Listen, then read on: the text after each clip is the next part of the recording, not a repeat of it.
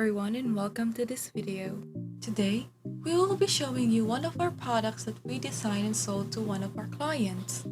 Since quarantine has been up for so long, our funds are getting low, the jobs in our country are dropping, and everyone is out to find ways to get by. Our solution to this problem was to join the online selling force. And the main product we are selling are pots.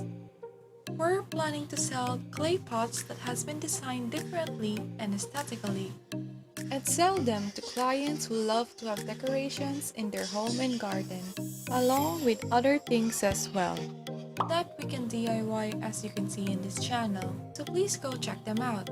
Now in this video, I'll be telling and showing you one of our DIY pots we sold to our clients. Our first product that we sold was our indoor-outdoor mosaic pot in the other video, which gave us hopes that this can be a business that we can do while in quarantine. You can simply mute the video and open up captions if you don't want me to guide you in the video. With days of planning, talking, and buying of materials, we have designed 4 pots, which one of them will be shown in this video and the rest on future videos. We also do other DIY to maximize every item we have that can be recycled. Now in this video, we designed this clay pot and transform it to this.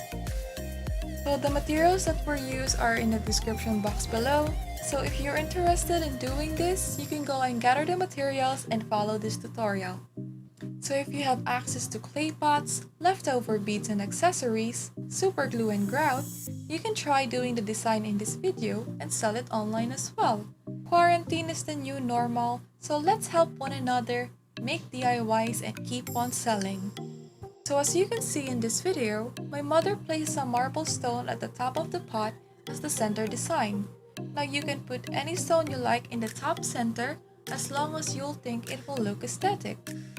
Then, she surrounds it with 5 small mosaic tiles that she got from Wilkins Builder.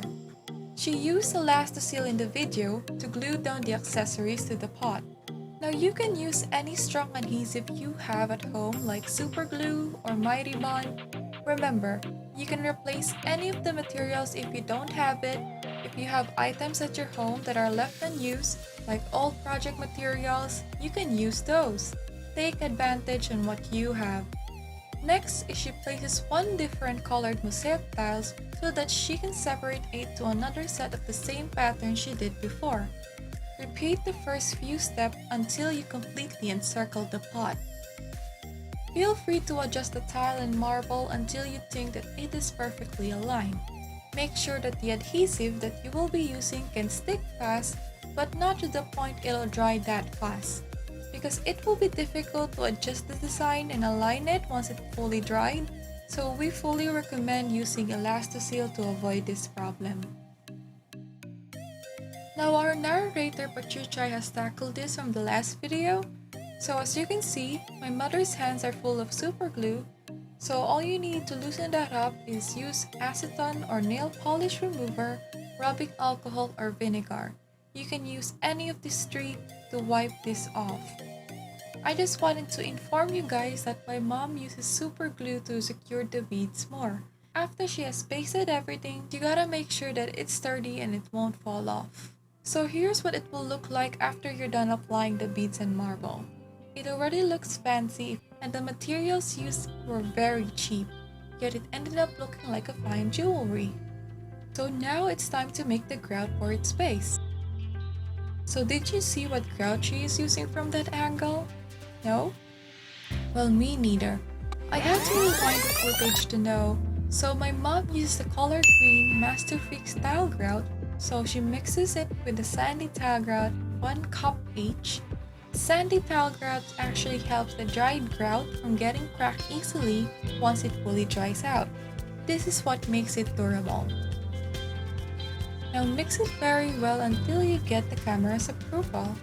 Once you're done mixing, add 1 cup of water, mix it once more until you get that smooth consistency that is similar to actual clay.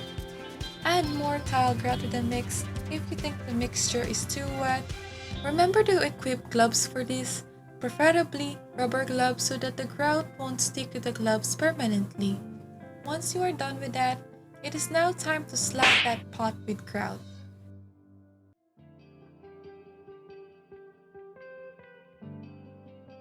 By the way, it is okay if you end up covering the designs. We will be wiping that off later. Just make sure to get every nook and cranny of that pot.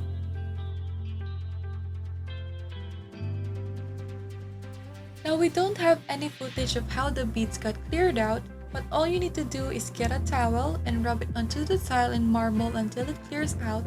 You can also use a small brush and stick to remove it to the design. Once done clearing out the grout from the design pieces, you have to let it dry for 24 hours. After 24 hours, just clean out the designs using the sponge, dip it in a basin of water with vinegar, and wipe it in the design of the pot. It'll clean out any excess grout and give the beads a shiny look. And here's the result. Now it looks very stunning than it was before. You can now use it for your plants or sell it online as well. I hope you guys enjoyed the video. We appreciate any comments you give that can help us improve more to our future ones. Comment on what you think we should do next. As for now, I hope you guys have a great day. Bye bye!